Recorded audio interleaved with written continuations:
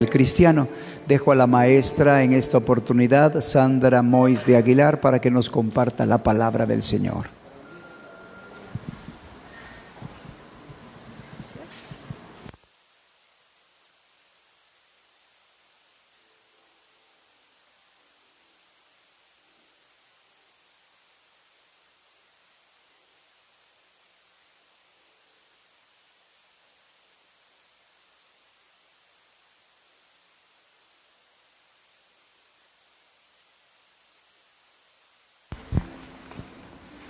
El Señor les bendiga, mis amados. ¿Cómo amanecieron hoy? Bendito sea el Señor, bendito sea su nombre. Esta mañana el Señor me puso algo en mi corazón, una advertencia, hermanos, y es acerca de este tema que nos compete esta mañana. Y es acerca de la bendición que es este tema, como veíamos ayer, muy poderoso, pero hay un peligro, y es creer que por haberlo oído, ya lo tengo.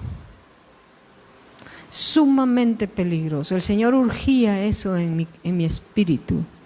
Es tan peligroso. Hermano, yo he visto personas creer que lo tienen. Y el problema de creer que tú tienes la esperanza de gloria, porque lo oíste, es que estás vacunado y ya no te sirve. Entonces yo les ruego en el nombre de Jesús que este tema lo tomen muy en serio y lo repasen. Pueden ver las clases, están en YouTube, ¿verdad? Una y otra vez, pero sobre todo el libro y estudiar. Nada es tuyo cuando lo oyes. Las cosas son tuyas cuando tú las das. Esa es una de las formas en que se mira si alguien ha aprendido. Si esa persona puede enseñar lo que sabe, sí lo sabe. Si solo cree que lo sabe y no lo puede enseñar, no lo sabe. Entonces esto me ponía el Señor, tengan cuidado. Mire, cuando uno tiene la visión, le protege, es algo maravilloso. ¿Le protege de qué? De no andar dando vueltas, ¿verdad? En este desierto de la vida, como le pasó al pueblo de Israel. Lo protege porque uno tiene una dirección, pero sobre todo tiene una buena motivación. El Señor va a venir y va a reprender a muchos por sus malas motivaciones. Dice que Él vendrá y Él va a descubrir, no ahorita, pero va a descubrir lo que hay en los corazones y cada uno va a recibir recompensa según no solo lo que hizo, sino por qué lo hizo, cuál era su motivación, ¿verdad? Entonces, la esperanza nos da no solo una meta, sino una motivación correcta. Amén. Debemos de luchar hasta sentir esa motivación correcta. Y hoy me di cuenta que algunas personas que conozco no tienen la meta. ¿Y por qué? O sea, de las personas que saben la meta, saben la esperanza del cristiano, dominan quizá el tema, pero pude ver algo importante como por lo que Dios me dijo hoy. Y es que cuando nosotros tenemos muchas motivaciones diferentes, es porque la meta no está bien puesta, porque la meta es una motivación en sí misma, ella te inspira, pero te inspira por la razón correcta. Las razones eternas, ¿verdad? Pero viene alguien y entonces está creciendo, él cree que lo tiene, sí, pero entonces tiene la motivación de ser un gran empresario, o tiene la motivación de ser un gran pastor, o tiene la motivación de ser algo bueno, quiere tener un orfanatorio y quiere demostrar que Dios es proveedor, ¿verdad? Lindas las obras. Ahora, si esa es la motivación, se queda corto.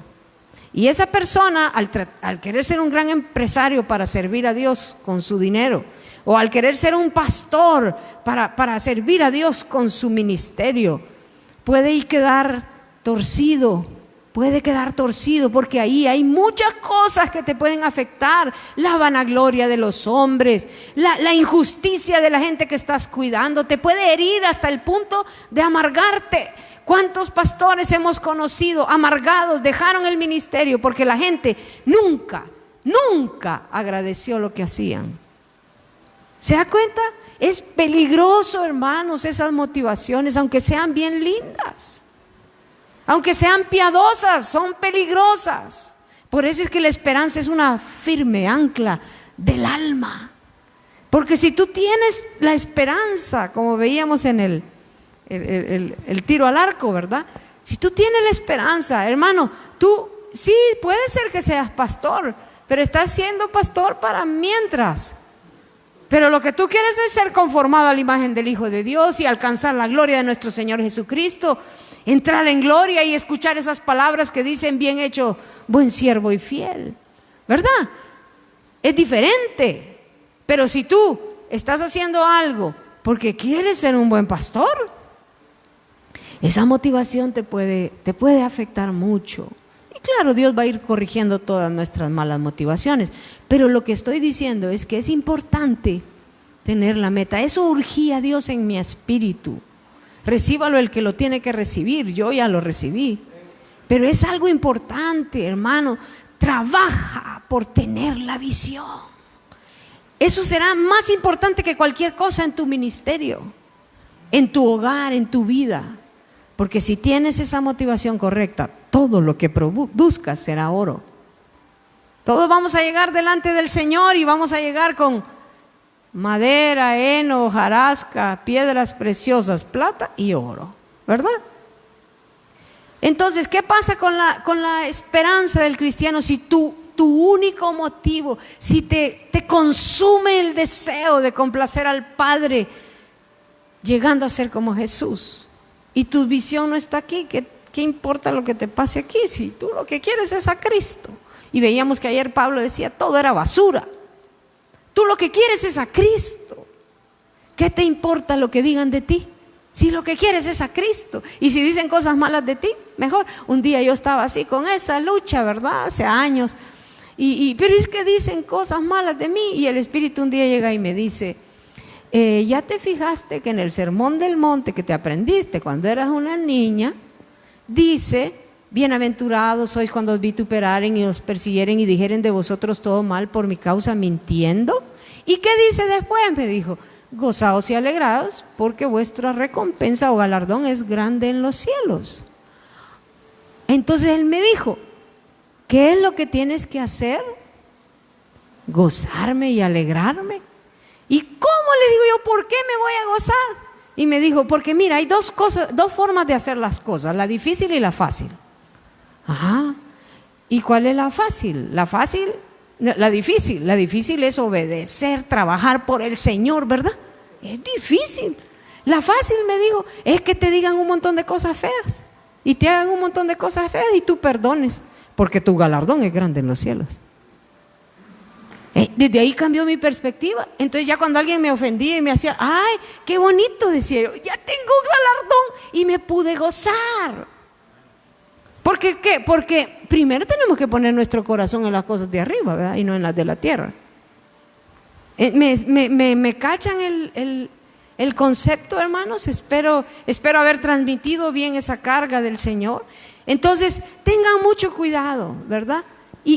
Y preocúpense, porque esta esperanza, claro, en casi todos los libros de la confraternidad está ese mensaje, la esperanza, con diferentes nombres, pero esa es la carga, ese es el tema de la confraternidad, es del Instituto Bíblico, es alcanzar esa gloria de nuestro Señor Jesucristo, gloria que es madurez. Amén.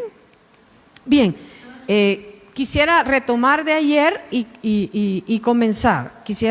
Quisiera que viéramos porque veo que hay varias personas que no vinieron ayer, pero estoy confiando en que van a ver la clase para que no quede a medias. Entonces vimos el tema de la esperanza del cristiano y dice: era un misterio que Dios quiso revelar, que es Cristo en nosotros, la esperanza de gloria. Y hablamos cómo estaba escondido y fue revelado. Y podemos resumir que el misterio es que Cristo vendría a enseñarnos cómo es que un hombre podría alcanzar la gloria de Dios. Y si le damos a Dios todo lo que Él pide, Él hará todo lo que Él puede hacer. Di un ejemplo de cuando creemos que algo es imposible, nunca ni lo intentamos, pero si creemos que la meta es posible, y ese es uno de los objetivos de este curso, hacerte ver que es cierto, es real, sí se puede, entonces vamos a extendernos hacia la meta. La esperanza es la meta. Prosigo a la meta, dijo Pablo, al premio del supremo llamamiento de Dios en Cristo Jesús. Este es otro nombre para decir la esperanza del cristiano. Y vimos que el inicio de la carrera es la salvación, pero la meta es alcanzar la gloria de nuestro Señor Jesucristo. No solo entrar al cielo, sino alcanzar la gloria de nuestro Señor Jesucristo. Vimos versos que apoyan la esperanza, que la definen. También vimos otras formas de llamar a la esperanza, varios títulos, los cuales también definen qué es la esperanza. Vimos también los procesos que en la Biblia nos enseña cómo seguir, cómo caminar hacia alcanzar esa esperanza. Y aquí nos vamos a quedar hoy. Y ahora les pido en el nombre de Jesús que me acompañen de rodillas ahora. Yo tengo también otra carga, perdonen que lo voy a poner de rodillas, pero yo de niña solo de rodillas oraba, así que, ¿verdad? Y ya se fijaron, pastores, que hoy las iglesias no están doblando la rodilla. ¿Y sabe por qué? Por la soberbia de nuestra generación. Entonces mejor humillémonos. Es mejor humillar el espíritu con los humildes que repartir despojo con los soberbios, dice la palabra. Amén. Así que vengamos de rodillas el que puede, no es religiosidad. Y oremos. Bendito Padre Celestial, te damos gracias, Señor, por habernos traído aquí. Bendito sea tu santo nombre. Bendito y alabado sea, Señor. Estamos aquí implorando tu favor, humillándonos delante de ti para suplicarte que tú abras los ojos de nuestro entendimiento y que pongas ese colirio que nos hace ver, Señor, y nos permitas tener las riquezas de tu carácter, de tu sabiduría, de tu revelación, Señor, para conocer este misterio, para entenderlo, para tenerlo dentro, Señor. Te rogamos en el nombre de Jesús que seas propicio, Señor. Ayer te comenzamos a pedir que nos des ese espíritu de revelación para poder entender el misterio, para poder entender el supremo llamamiento, el galardón que tú quieres dar, Señor, aquello que es tu más grande deseo. Y te rogamos en el nombre de Jesús nuevamente hoy, sé propicio a nosotros, pasa por aquí, siéntate, habla, Señor, a tu pueblo y que podamos oírte y entenderte y que podamos, Señor, decidirnos a proseguir y olvidar todo lo que queda atrás y dejar todo atrás, Señor, y seguir a fin de alcanzar eso para lo cual tú nos alcanzaste, que es ese supremo llamamiento. Señor, ten misericordia de cada uno aquí, te pedimos, ten misericordia, Señor, abre nuestro corazón, pon, Señor bendito, un ambiente celestial en este lugar, que tu Santo Espíritu reine y que cada palabra, Señor, que salga de mi boca tenga un sello para solo dejar salir lo que es tuyo. Señor, también te pedimos energía en la mente para poder oír, energía en el cuerpo para no dormirse, Señor, porque es tan cansado de estar ahí sentado. Padre Celestial, ten misericordia de nosotros, Señor, y sé propicio y que este día podamos glorificar tu nombre, Señor, con nuestra atención, con nuestro entendimiento, con nuestro corazón, aceptando tu verdad, Señor, respondiendo a la voz de tu Espíritu, Señor. Te rogamos en el nombre de Jesús, sé propicio a nosotros, en el nombre de Jesús. Amén y amén. Bendito sea el nombre del Señor.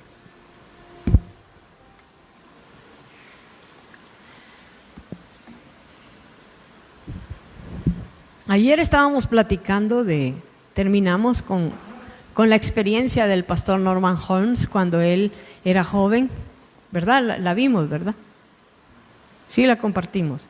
Entonces, era joven, tenía solo 4 meses de convertido y tuvo una revelación, una visión. Y él vio al Señor viéndolo y le decía: este es mi hijo amado, en quien tengo complacencia. Y él dijo: ¿cómo es que me dice eso a mí que soy un recién convertido? Y el Espíritu le reveló, y después por mucha palabra, ahí tienen los versos y la experiencia en su libro, y le reveló que era algo correcto. ¿Por qué? Porque Cristo nace en nosotros cuando nosotros recibimos al Señor, ¿verdad? Entonces, y esa es nuestra esperanza, llegar a ser conformados. Hoy quisiera compartirles una experiencia que yo tuve antes de leer ese sueño. O sea, antes de leer esa experiencia del pastor, el Señor me dio una experiencia, quizás antes de leerla estos últimos años, ¿verdad? Porque ya antes la había leído y la había olvidado. Pero el año pasado fue algo tan tremendo que el Señor estaba preparándome sin duda para dar la esperanza del cristiano. Y tuve una experiencia. Yo estaba adorando al Señor, y en eso yo le dije, de mi boca, yo le dije, glorifícame con aquella gloria que tuve antes que el mundo fuese. Uy, hermano, y me pasó lo mismo que el pastor dice. En mi mente una confusión horrible. Yo dije, ¿qué estoy diciendo? Si eso es lo que dijo Jesús, ¿verdad? Y dije, Dios mío. Y en mi mente empezó así, ¿cuál es la herejía, verdad? Buscando una solución mental al asunto. Y me preocupé. Pero también vi que mi espíritu se regocijaba en aquella revelación. Y yo, Dios mío, ¿cómo es eso? O sea, mi espíritu estaba emocionado, sintiendo que estaba en el seno del Padre con una gloria antes de la creación. Mire, hermano, fue una experiencia tan tremenda, y después me dediqué a estudiar, porque no podía quedar así, ¿verdad? Señor, ¿esto qué fue? ¿Qué fue lo que sucedió? Y el Señor empezó a llevarme a través de la palabra a entender el asunto. Y según la palabra de Dios, nosotros no fuimos engendrados y nacidos aquí la primera vez. O sea, yo nací en el hospital de Santa Tecla, quizá, en la policlínica nací yo. Y tú tal vez naciste en otros hospitales. Y uno dice, ¿y tú quién eres? Le dicen a uno. Yo soy, primero dice su nombre, fulano de tal. A veces dice uno, mis padres fueron tal y tal, yo nací en tal país, ¿verdad? Y soy de profesión tal cosa. Entonces nosotros situamos nuestro origen en nuestros padres, porque depende si son latinos, somos latinos, ¿no? Si son morenos, somos morenos. Y si son americanos, blancos, ¿cómo le dicen? Anglosajones, somos blancos, ¿verdad? Y si tenemos de todos, tenemos una gran mezcla, ¿verdad? No somos de raza, somos cruzados. Entonces, ¿sí se entiende el punto? Uno cree que uno es, de acuerdo a su identidad, está basada en tus padres, en el lugar donde naciste. Pero en realidad, si nos vamos a la Escritura, ¿dónde fue nuestra concepción, la primera? Y vamos a ver Salmo 139, 16, por favor. Salmo 139, 16.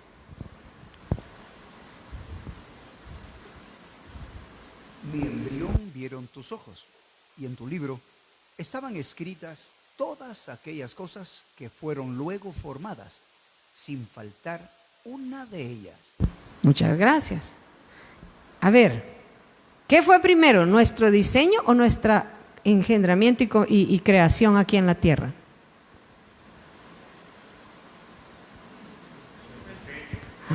Entonces, ¿quiénes somos realmente? ¿Somos el que nació en el hospital Sacamil? ¿O somos el que nació en el corazón y en la mente de Dios? Hermano, de aquí depende tu identidad en Cristo. Si entiende el cristiano esto, ¿en dónde nació? Es algo tan maravilloso. Entonces el Señor me mostró, sí es cierto, Salmo 139 dice, es cierto, yo estaba ahí, en tu mente y en tu corazón, no como Jesús que estaba, Él es Dios, pero yo estaba ahí, estaba en la mente de Dios. Ahora viene la segunda pregunta, ¿cómo me vio ahí en su mente? ¿Será que me diseñó un bebé naciendo, siendo niña y naciendo en la policlínica? ¿O me diseñó teniendo 15 años? ¿O me diseñó quizá teniendo ya 50? ¿Cómo me diseñó? ¿Qué piensas tú? ¿Cómo te diseñó Dios? Allá en su mente y en su corazón, ¿cómo te diseñó? ¿Qué era lo que Él quería a través de ti? Y no me dejarán mentir que lo más lógico y lo que la Escritura apoya es que Él nos diseñó glorificados. O sea, aquí tenemos su concepción de nosotros en su mente y corazón. Pero ¿cómo nos concibió? Hermano, nos concibió glorificados. Nos concibió como Jesús. Él hizo un Mauricio que podía tener la gloria del Señor Jesucristo. Lo pensó, lo diseñó, y dice la Biblia que todo lo que necesitamos para la vida y la piedad está dado. ¿Sí o no? El Cordero fue muerto antes de la fundación del mundo. Él sabía que este hijo que iba a nacer como un bebé, etcétera, etcétera, Juan, Mauricio, Pedro, él iba a tener muchas necesidades para llegar a alcanzar la gloria de nuestro Señor Jesucristo. Y ayer veíamos y demostramos por la palabra que los tronos y las coronas ya están. Están ahí, ahí está tu trono con tu nombre y tu corona con tu nombre. Si tú no lo alcanzas, será quitado, porque así dice la Biblia, ninguno tome tu corona. Pero la tienes, porque cuando Dios nos concibió en su mente y corazón, esto es algo tan grande, pero claro, hay que hacerlo de uno, ¿verdad? Meditando en aquello, orando, preguntándole al Señor, hasta que el Espíritu venga y lo haga tuyo. Pero cuando eres concebido, piensas y sabes que fuiste concebido allá en el... Hermano, entonces yo no soy una mujer o un hombre, yo soy ese que tú planeaste. Yo no soy tampoco un ingeniero o un doctor. Yo no soy un latino o un anglosajón. Yo soy ese que tú planeaste. Yo soy como Jesús. Entonces, y Él lo diseñó todo glorioso. Entonces tú te das cuenta que toda herramienta está dispuesta para que tú llegues. Todo está dado. Él se preocupó porque tuviéramos todo lo necesario. Aunque tengas la edad que tengas, ahí está. Para que tengamos éxito en el proceso y Él pueda tener lo que quiere, que son hijos llevados a la gloria, y muchos, a la medida de la estatura del varón perfecto. Otros no tendrán esa gloria, lo vimos ayer. Otros van a tener otras glorias y estarán poblando donde Dios nos tenga, ¿verdad? Pero más lejos o más cerca del monte de Sión. Pero ¿cómo nos quiso Dios? Dios no nos quiso para estar lejos. Dios nos quiso para estar ahí con Él. Ese era su deseo, su propósito. Así nos pensó y así nos diseñó. Pero podemos quedar cortos de alcanzar esa meta. Amén. Entonces es súper importante, hermanos, entender que somos diseñados y creados. Entonces cuando Dios me explicó todo esto, ahora sí de vez en cuando yo oro, glorifícame al lado tuyo, con aquella gloria que tuve antes que el mundo fuese. Quisiera añadir algo a lo que mi esposa está compartiendo. Gracias. La verdad que les está compartiendo es que fuimos concebidos de una vez como vencedores, llenos de gloria. Si ustedes leen en Efesios capítulo 1, versículo del 3 en adelante, la Biblia dice ahí que fuimos bendecidos con toda bendición espiritual. Pero en Efesios, en el capítulo 2, del 4 en adelante, dice que juntamente nos resucitó y nos hizo sentar con Cristo en los lugares celestiales. Lo que les está diciendo mi esposa es una realidad espiritual que fue concebida en la mente de Dios y en el propósito de Dios. No es incorrecto creer que Dios nos concibió como una obra terminada. Es bíblico y es escritura. Y eso tendrá que ver cuando dice que fuimos predestinados desde el vientre de nuestro madre. ¿Tiene alguna relación? La predestinación, aunque no se va a desarrollar en este momento, es la concepción que Dios tuvo desde antes. Él desde antes, de alguna manera, ¿verdad? tiene el conocimiento previo de todas las cosas. Pero el punto central que queremos enfocarnos es que Él nos consiguió para ser vencedores. Ahora bien, requiere de nuestra elección, como dice el apóstol Pedro. Solamente. Gracias. Magnífica contribución. No quería probar escrituralmente este punto, pero gracias, esa es una cosa maravillosa. Les invito a que lo investiguen ustedes para que lo hagan suyo, ¿verdad? Entonces, confusión. Cuando Dios te revela algo, a veces en tu mente hay confusión, pero en tu espíritu hay deleite. Y es importante resolver la confusión de la cabeza para poder caminar plenamente en esa revelación que el Señor nos dé. Amén. Así que, hermanos, ese es nuestro potencial, haber sido concebidos en gloria, ¿sí? Como vencedores, como dice mi esposo. Es nuestro potencial. Pero tu potencial también es tu responsabilidad. Porque un niño puede ser muy talentoso en el piano, pero si no se sienta a practicar, morirá con la música adentro. ¿Sí? Una persona puede ser muy talentosa para predicar y para enseñar, pero está estorbado por un pecado y no desarrolla su ministerio. Y Dios le dio el don y Él le vendrá a pedir cuentas, pero Él no lo desarrolló porque no quitó el impedimento, ¿verdad? Entonces nuestro potencial es también nuestra responsabilidad.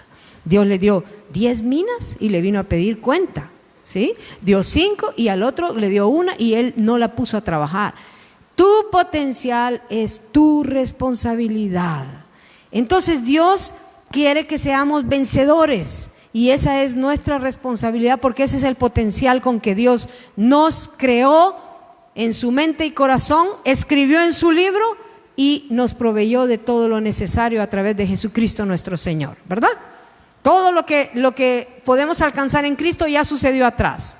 Con Él fuimos crucificados, con Él fuimos glorificados, con Él nos sentaron en los tronos. Ya está hecho en el pasado. Entonces nuestra parte es calificar para seguir recibiendo esas cosas y avanzar hasta su consumación completa. Ahora vamos a pasar a otro tema y es el plan eterno de Dios. El plan eterno de Dios, como hemos visto, no es solo la salvación, sino es salvación y glorificación. En Génesis 1:26 se nos expresa claramente el propósito de Dios para el cual hizo al hombre antes de él pecar, para señorear y gobernar sobre la tierra, ¿verdad? En lo poco fuiste fiel, sobre mucho te pondré. Porque el propósito final es gobernar con Cristo, sentados en su trono, ¿verdad? Entonces viene Dios y lo prueba con un poquito y le da al hombre una tierra sobre la que puede gobernar y reinar. Entonces, ese fue el plan original de Dios, no solo salvar, porque ahí el hombre no se había corrompido, ¿verdad? Él podía haber llegado a tener una descendencia para Dios gloriosa si no hubiese pecado, pero pecó. Eso no le tomó a Dios por sorpresa. El Cordero estaba preparado para morir desde antes de la fundación del mundo. Él tenía ya todo diseñado para que el hombre natural, que no podía darle a Dios una descendencia, fuese redimido por la sangre del Cordero. Entonces, cuando Adán pecó, se hizo necesario ya los sacrificios. ¿Se acuerdan que Dios entonces le enseña a hacer sacrificios para poder ser partícipe de Cristo en el futuro? Todos los del Antiguo Testamento, ellos, los que creyeron en Dios, ellos iban a ser partícipes por la fe del Cordero que iba a venir. Nosotros al revés, somos partícipes de la fe por el Cordero que ya murió, ¿verdad? Y los sacrificios sabemos que ellos solo enseñaban y profetizaban de nuestro Señor Jesucristo, que iba a morir y que iba a derramar su sangre para darnos el perdón de nuestros pecados. Entonces, desde ahí hubo necesidad de los sacrificios cuando el hombre pecó. Ahí fuimos destituidos de la gloria de Dios, ellos y nosotros, ¿verdad?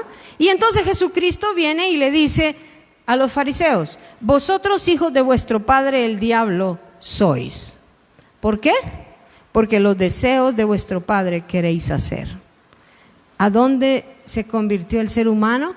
En hijo del diablo. En el huerto. Uno no necesita pecar para ser pecador. Uno nace pecador porque nace de pecadores. Así dice el Salmo, ¿verdad, David? Okay. Ahora quisiera que leyéramos una porción de su libro, está en la página 11, y dice, y está muy interesante, y dice así: el pecado sitúa al hombre bajo el dominio de Satanás. Aunque Cristo vino para liberarnos y para restaurarnos, Él también vino para glorificarnos. 2 Corintios 5:15 dice: y por todos murió, para que los que vivan ya no viven para sí, sino para aquel que murió y resucitó por ellos. Aquí vamos a entrar a un tema muy interesante: bajo el dominio de Satanás. ¿Cuándo? Cuando pecamos. El pecado te pone bajo el dominio de Satanás. Y aquí es importante ver, no es la naturaleza de pecado.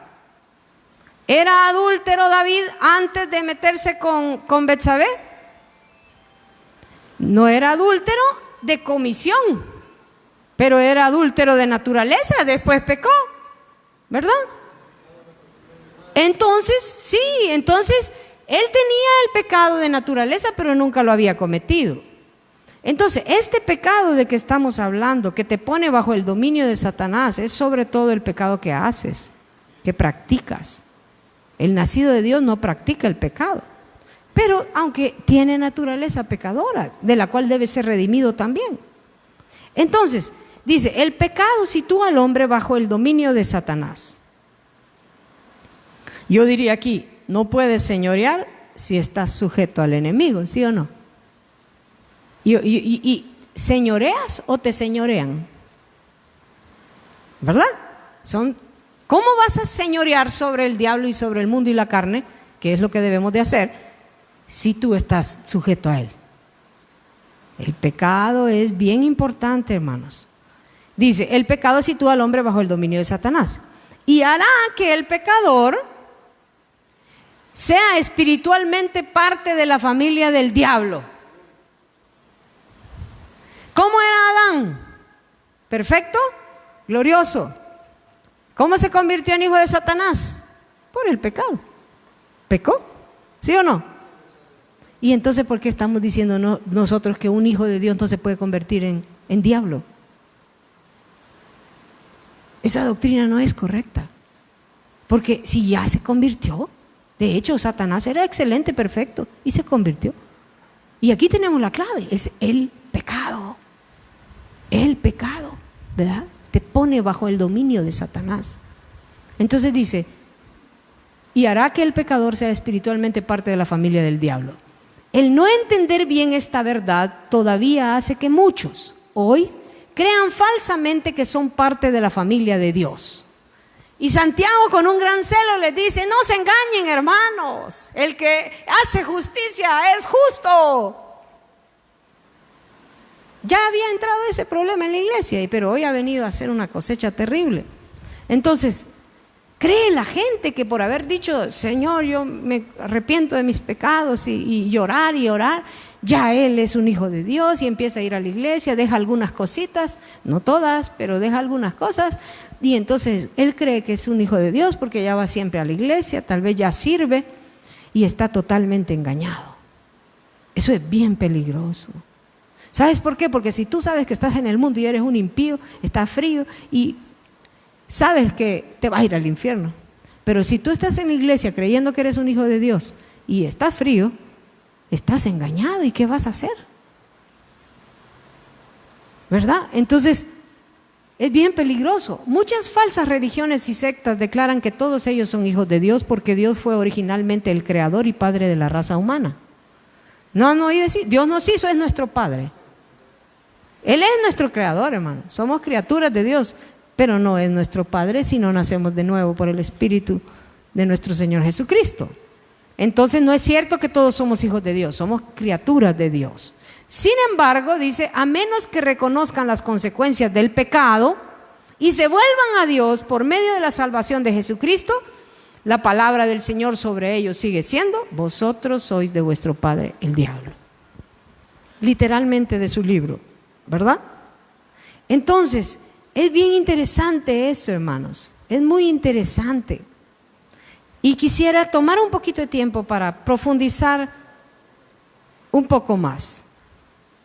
Dios quería que Israel, primero quería que Adán gobernara sobre todo, ¿verdad? Animales, todo. Falló. Después quiso que una nación que gobernara en el mundo, ¿verdad? Sobre todas las naciones. Una nación de reyes y sacerdotes que ministrasen a Dios y gobernaran sobre todo. Y la ley y todos los mandamientos que Dios les iba a dar, los iban a hacer superiores, pero ellos también fracasaron. Y Dios se lamenta en Salmo 81, del 13 al 16. Este es un verso que me conmueve tanto, hermanos. Es oír a Dios lamentando. Y dice, Salmo 81, 13 al 16. ¿Lo leemos, por favor? Gracias. Oh, si me hubiera oído mi pueblo, si en mis caminos hubiera andado Israel. En un momento habría yo derribado a sus enemigos y vuelto mi mano contra sus adversarios. Los que aborrecen a Jehová se le habrían sometido, y el tiempo de ellos sería para siempre.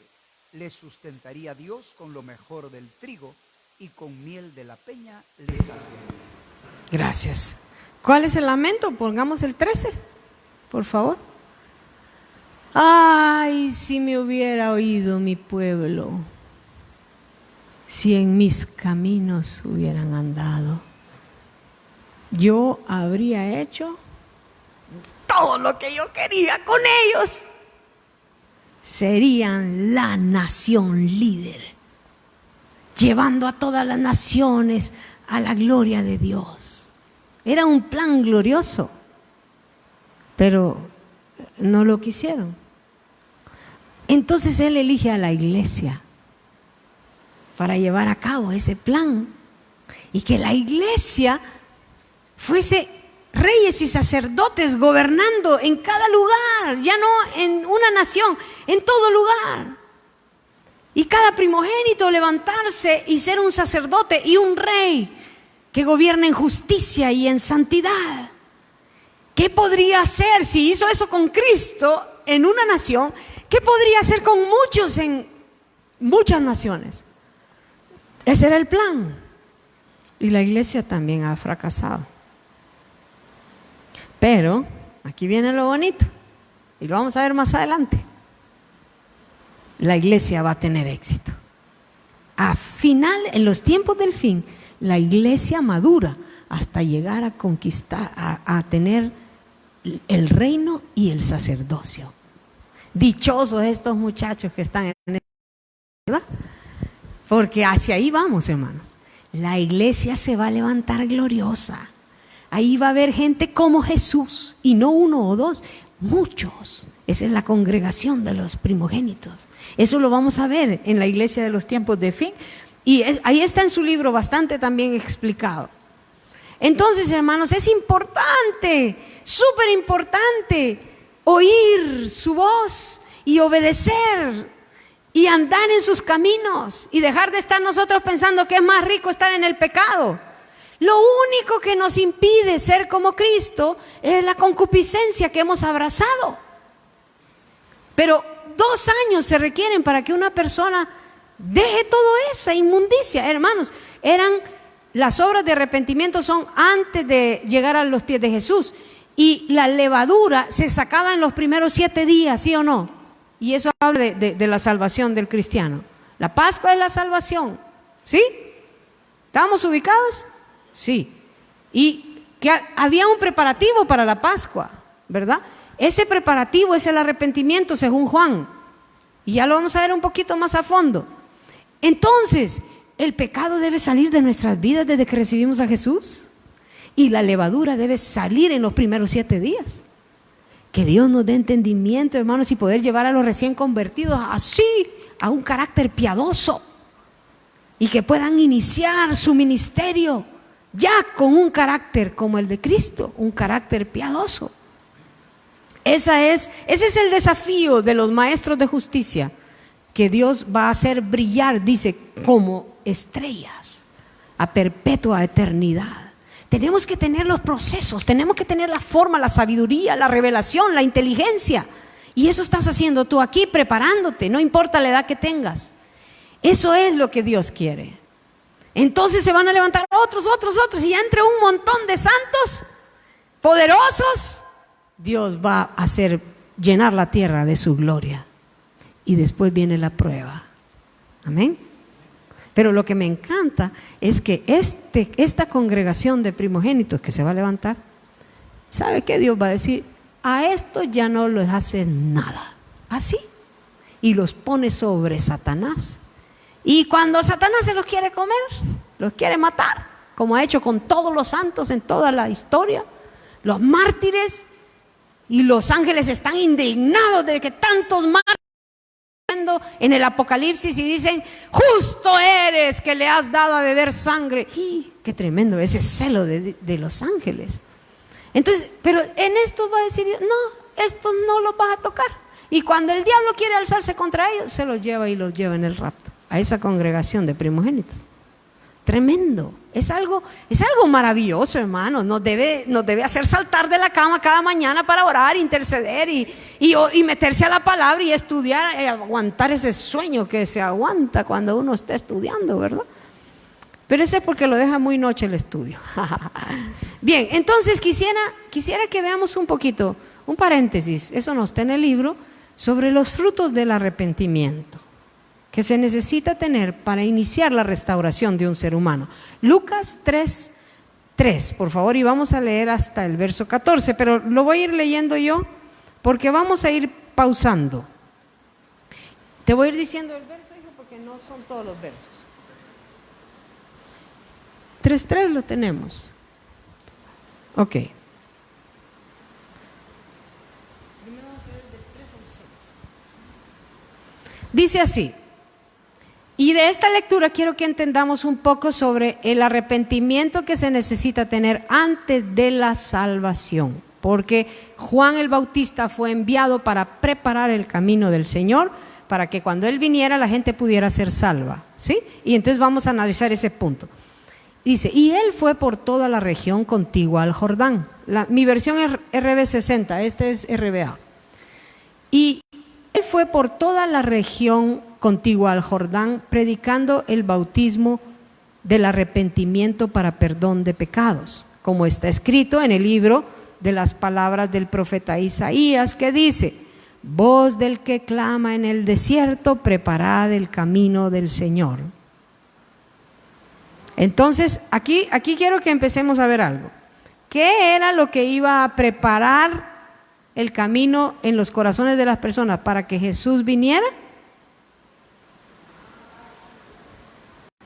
¿Qué vino predicando?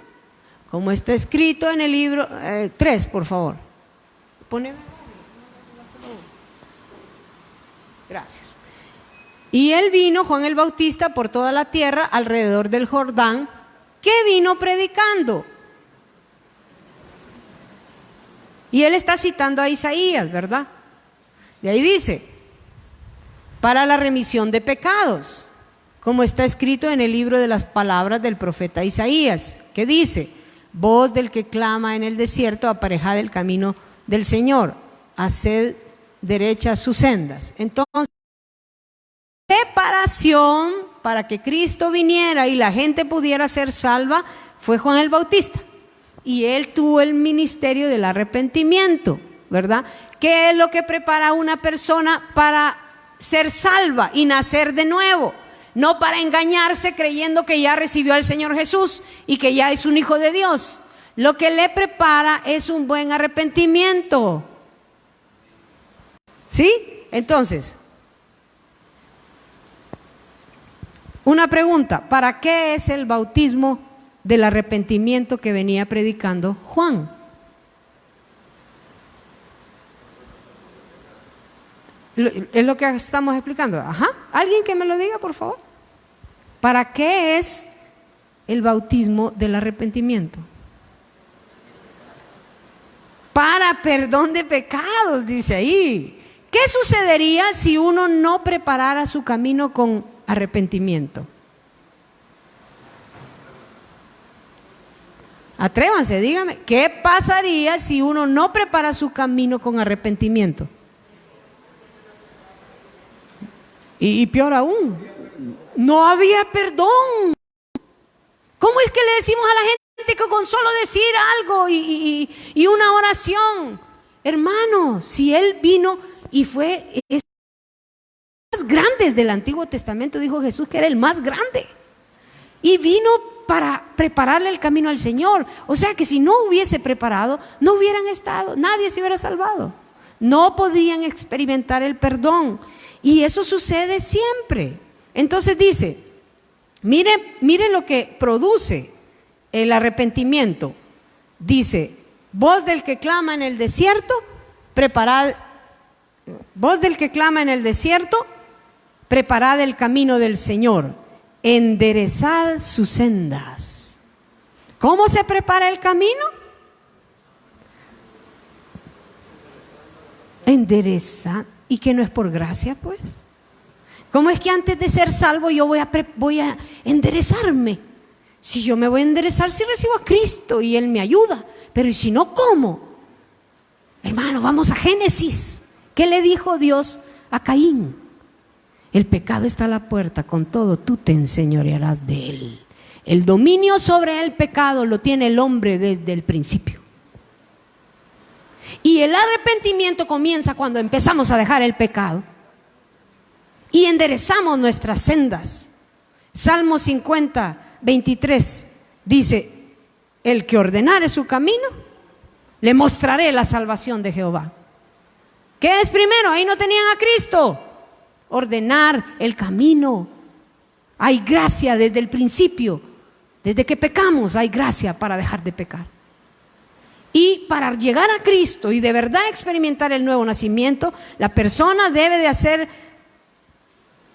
obras, frutos dignos de arrepentimiento. Verso 5, por favor. Miren cuál es ese enderezado que tenemos que hacer.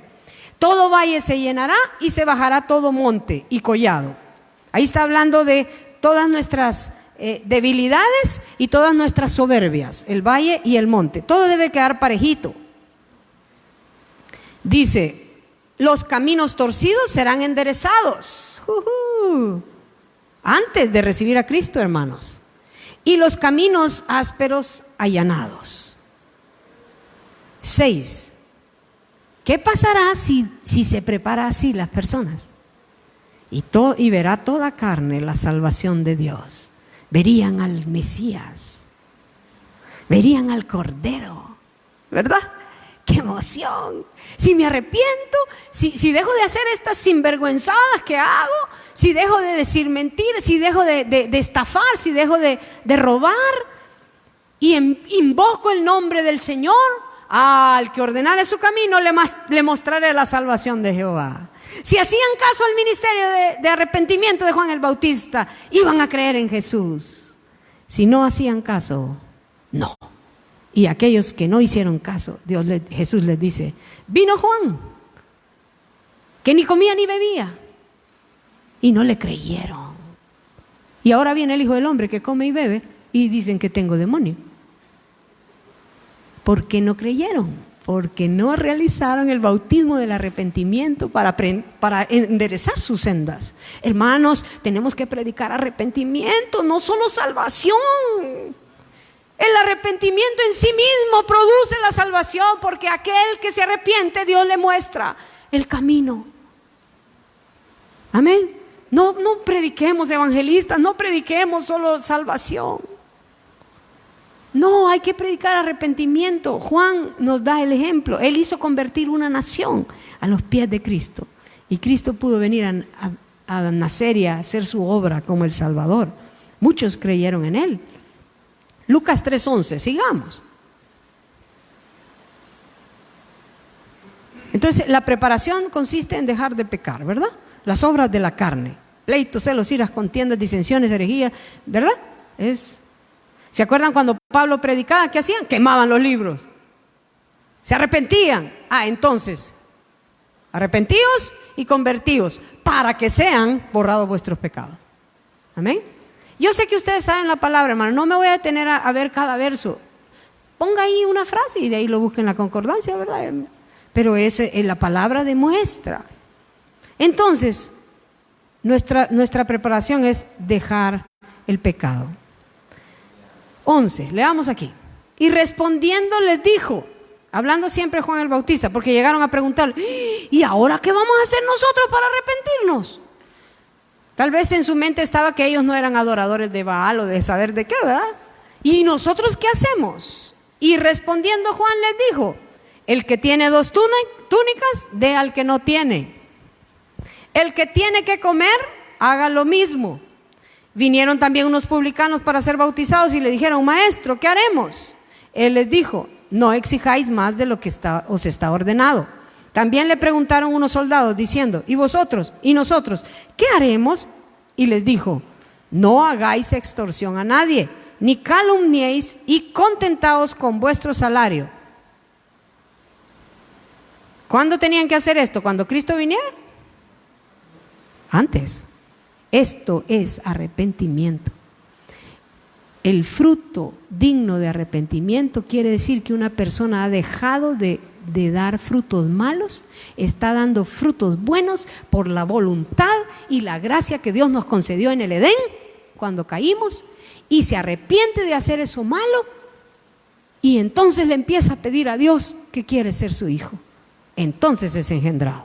Pero si sigue haciendo la maldad, y que, hermano, sabemos que las cosas son así. Miren, hace poco ministré a una persona y era cristiana de muchos años, sus padres eran cristianos, y en eso que estábamos hablando me dice, yo viví muchos años de comunicación. Ok, me estaba diciendo que sus padres eran cristianos, y por eso es que estaba ministrándose conmigo. Y entonces le digo, pero mira, le digo yo, hijita, ¿y cómo es que viviste en fornicación si sos cristiana? ¿Nunca has dejado de ir a la iglesia? No, nunca, yo siempre. Hasta servía en el ministerio de alabanza. Yo, mira, cada vez más horrorizada, ¿verdad? Yo, ¿de verdad? Y entonces ellos no sabían que estabas en fornicación. ¿Cómo no? El pecado sí, el pastor sí sabía, todos sabían. ¿Y sabe qué me decía? ¿Y qué te decían? Le digo yo. Me decían, hay que arreglar eso. Era todo lo que le decían. Hay que arreglar eso. Y ella decía, sí, un día lo vamos a arreglar. ¿Qué creemos del pecado los pastores? ¿Qué creemos hoy que es arrepentimiento de obras muertas? ¿Qué nos han metido en la cabeza? Yo no estoy diciendo que vamos a sacar a la gente, pero decirle, hay que arreglar eso, en vez de guiarlos al arrepentimiento para que puedan empezar su vida en Cristo. ¿Me entienden, hermanos? Entonces por eso quise tomarme este tiempo, porque realmente es bien importante. El punto del arrepentimiento es tan importante y es tan glorioso. Yo no sabía nada de lo que era el arrepentimiento. Y empecé a estudiar el arrepentimiento. Empecé a estudiar y a estudiar el arrepentimiento. Hermano, cuando yo entendí todo lo del arrepentimiento, y primero nos acusaron de exagerados, ¿verdad? Y uno se sentía condenado porque no tenía suficiente fuerza. Pero noté algo, el cambio en las personas que tú ministras cuando tú tienes bien claro la verdad de Dios. La gente empezó a cambiar. La gente verdaderamente se encontró con el Señor y nació de nuevo. En vez de estar diciéndole a la gente que solo diga una oración. ¿Verdad? Claro, uno nace de nuevo con solo decir una oración. Sí ha dado frutos dignos del arrepentimiento. Solo la palabra, mire, hacer frutos dignos de arrepentimiento. ¿Qué quiere decir? El arrepentimiento también es un don de Dios y es el dolor por el pecado, ¿verdad? La tristeza que es según Dios. Entonces, cuando la persona empieza a dejar sus malos caminos, viene el dolor de Dios. Y ese dolor lo guía a buscar al Señor y con una oración se entrega al Señor. Pues sí, pero ¿y todo lo demás? Amén. Entonces es bien importante ese punto. Decíamos que Jesús vino para salvarnos, pero también para glorificarnos.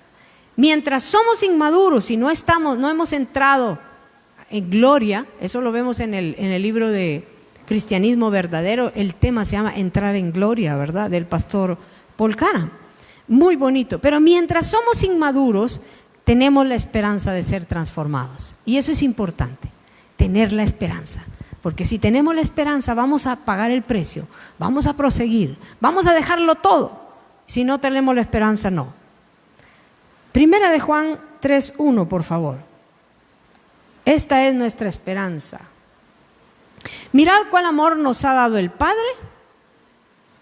para que seamos llamados hijos de Dios. Por esto el mundo no nos conoce, porque no le conoció a Él. Amados, ahora somos hijos de Dios y aún no se ha manifestado lo que hemos de ser. Pero sabemos que cuando Él se manifieste, ¿qué? Seremos semejantes a Él, porque le veremos tal como Él es. 3. Mire esto.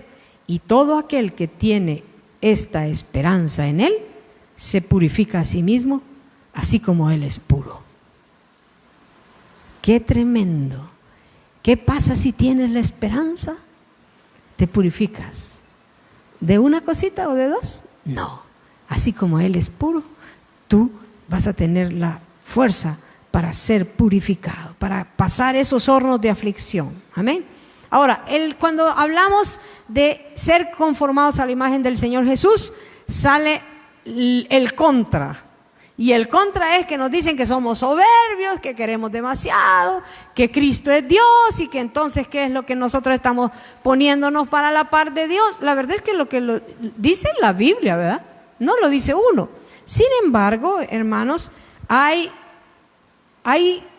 un conocimiento que te ayuda a entender y a dejar esa confusión.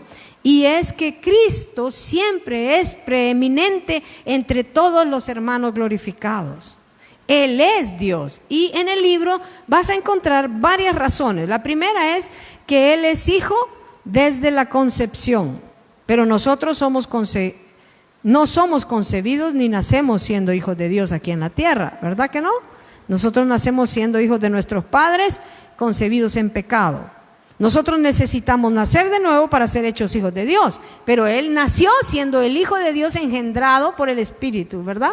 El Padre lo engendró. Esa es una gran diferencia entre Él y nosotros. Aunque nos comparta y nos diga coherederos y nos diga siéntate en mi trono, pero Él es preeminente, Él es Dios. No estamos diciendo que vamos a llegar a ser dioses y que no, aunque Jesús dijo dioses sois, ¿verdad? Esa palabra a veces nos apantalla y no es tan apantallante. Entonces dice, también otra, Jesús es el unigénito, el único. ¿Por qué es el único? Si nosotros somos hijos de Dios, los ángeles son hijos de Dios, porque nosotros somos adoptados y creados, Él es Dios, Él es engendrado, Él es Dios, Él es el unigénito. Eso está en Efesios 1:5 y Romanos 8:15, que no vamos a leer. En su libro lo tienen.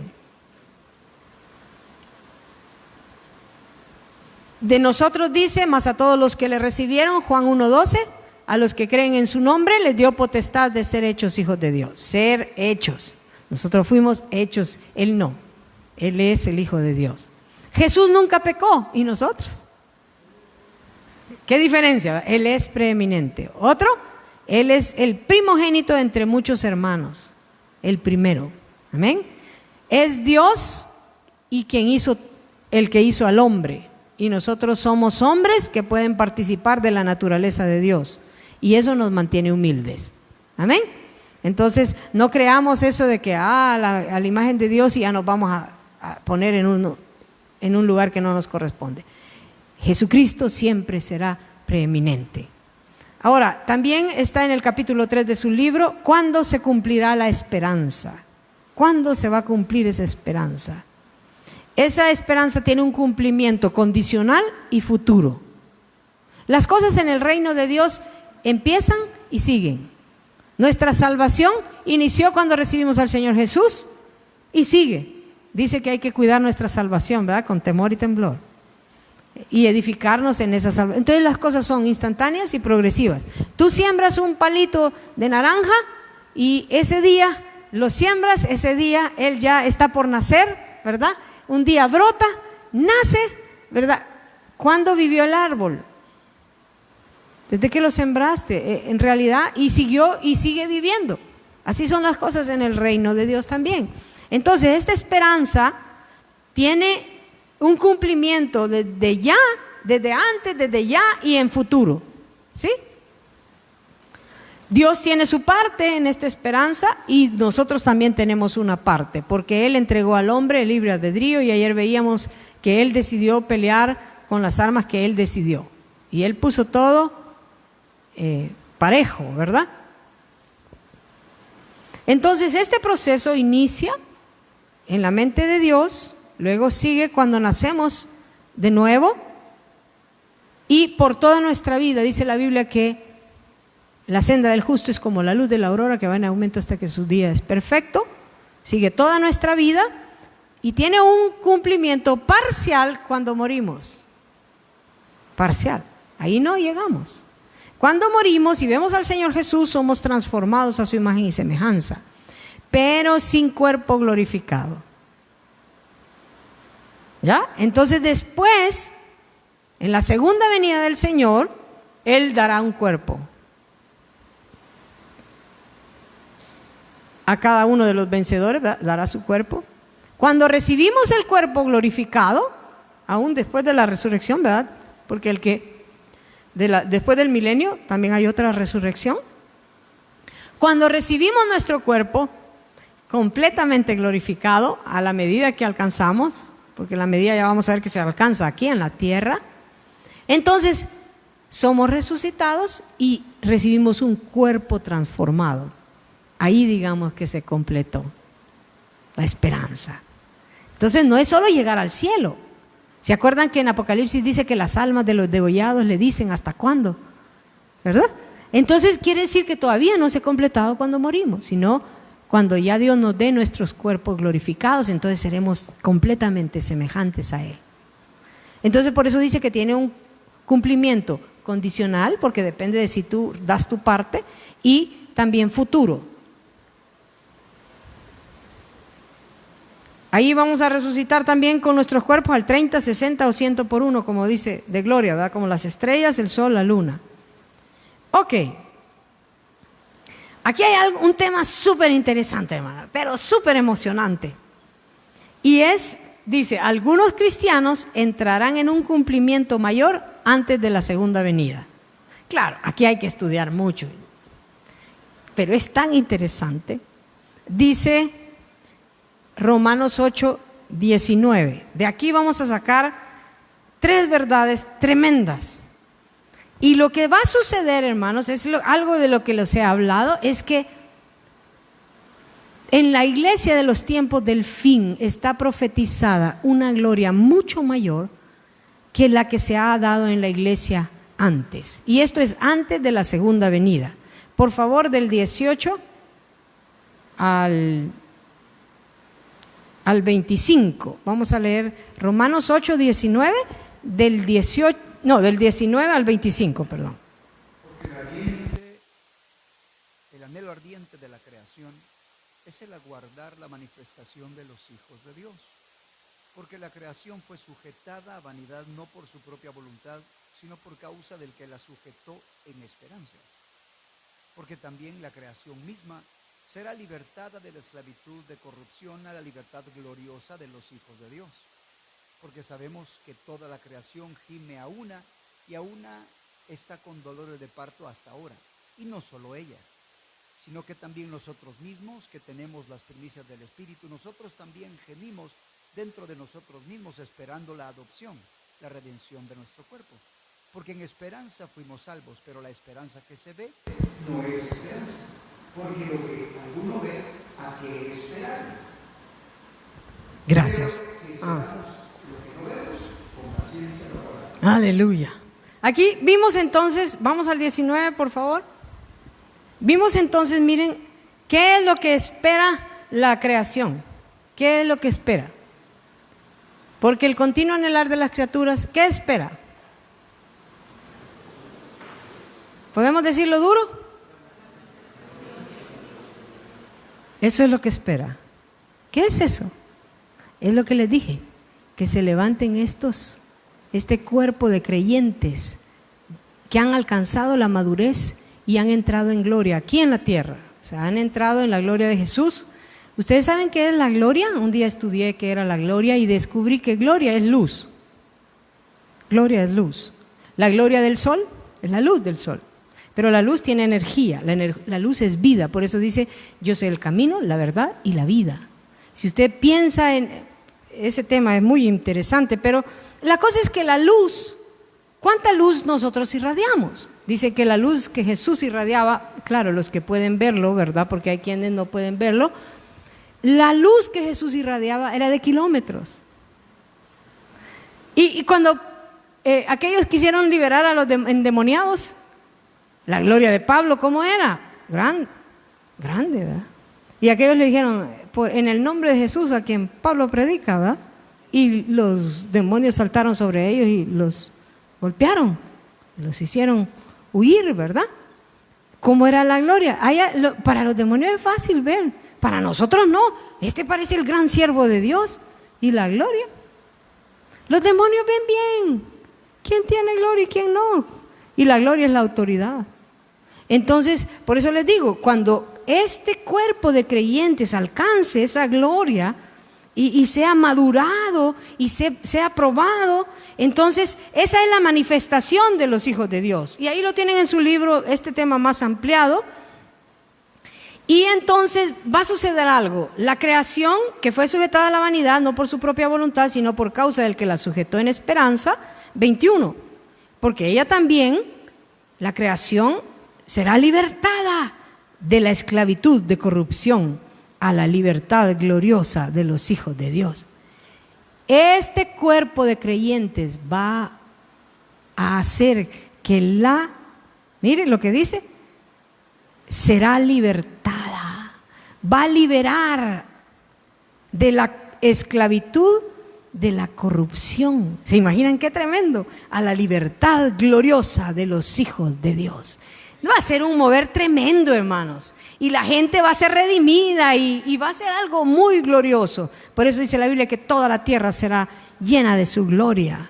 Claro, no que todo el mundo se va a convertir, pero va a ser una tremenda cantidad de creyentes y de gente siguiendo al Señor.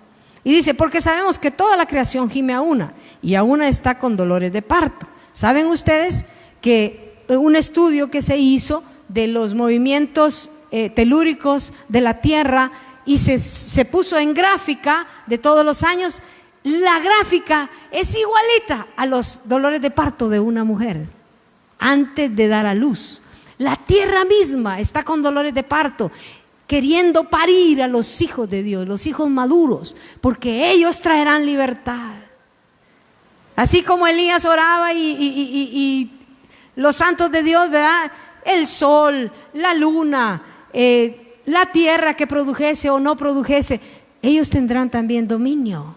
Y la tierra misma necesita, si está terrible la tierra, ¿verdad?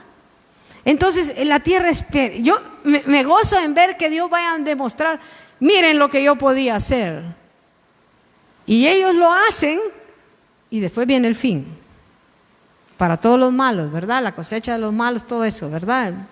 Muchas cosas, ese es Apocalipsis. Entonces, dice, y no solo ella, sino que también nosotros mismos, que tenemos las primicias del Espíritu, nosotros también gemimos dentro de nosotros mismos, esperando la adopción, la redención de nuestro cuerpo, ¿verdad? Estamos esperando, nosotros queremos también que salir de esta concupiscencia. Pablo decía, ¿quién me librará de este cuerpo de muerte? ¿Cuántos no hemos dicho eso? Queremos con todo servir al Señor, y este cuerpo, ¿cómo cuesta? Y no estoy diciendo que adulteramos, fornicamos, no. Estoy diciendo que si estás con una conciencia limpia de pecado, tú no pecas, no estás dominado por el pecado, aún así tu cuerpo se te opone, ¿verdad? Entonces hay que seguir, pero vamos a llegar, hermanos, a esa libertad, a esa redención. Y por un tiempo, En Apocalipsis 12, 1 y 2. Bueno, es Apocalipsis 12 casi todo el capítulo. Vamos a ver ese nacimiento de ese hijo varón. Vamos a leer, por favor, el 1 y el 2. Apareció en el cielo una grande señal, una mujer vestida de sol, con la luna debajo de sus pies y sobre su cabeza una corona de 12 estrellas. Y estando encinta, clamaba con dolores de parto en la angustia del alumbramiento. Esta visión hay que estudiar bastante de ella. Gracias a Dios tenemos bastante explicaciones y versos, ¿verdad? Pero esta visión nos habla de los tiempos del fin. Apocalipsis es una visión de los tiempos futuros, ¿verdad? Y entonces aquí está esta mujer, que es la iglesia. Yo lo voy a decir así nada más como relatando algo, porque ya lo estudié y hay que estudiarlo, pero no tenemos tiempo. Entonces, esta iglesia es la mujer y ella clama con dolores de parto. Y en el verso 5, por favor, dice: y ella dio a luz un hijo varón, que regirá con vara de hierro a todas las naciones, y su hijo fue arrebatado para Dios y para su trono. Y en su libro ustedes tienen bastante sobre la demostración de que este hijo varón no es Jesús, ¿verdad? Tiene varios versos ahí. Entonces, este hijo varón no es Jesús. Este hijo varón es el Cristo corporativo, es esa congregación de primogénitos. Son esos hombres maduros de Dios, y hombres y mujeres que se levantarán, ¿verdad? Alcanzarán la gloria. Ellos nacen de la iglesia. La iglesia está con dolores de parto. ¿No es cierto, pastores? ¿No es cierto que nos sentimos terribles porque la gente no quiere seguir al Señor? Porque los que están ardientes a veces caen. Es horrible. Gime la iglesia. Pero de la iglesia nacerá ese hijo varón. Entonces, después dice lo que sucederá, que cuando este hijo varón nace, el diablo lo quiere matar. ¿Me lo pones, por favor?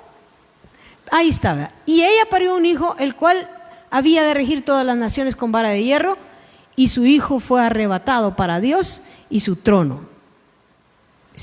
Vamos a leer desde el 3, por favor. Mejor vamos a dejarlo un poco más claro esto. También apareció otra señal en el cielo. He aquí un gran dragón escarlata que tenía 7 cabezas y 10 cuernos, y en sus cabezas 7 diademas. Y su cola arrastraba la tercera parte de las estrellas del cielo y las arrojó sobre la tierra. Y el dragón se paró frente a la mujer que estaba para dar a luz, a fin de devorar a su hijo tan pronto como naciese. Y ella dio a luz un hijo varón, que regirá con vara de hierro a todas las naciones. Y su hijo fue arrebatado para Dios y para su trono. Gracias. Ahí se ve claramente, ¿verdad? Dios no deja que lo toque, se lo lleva. Entonces, después dice que el dragón bien enojado va contra la mujer, y a la mujer se le dan las 2 alas de la grande águila, y ella vuela al desierto y es preservada. Es algo bien interesante también.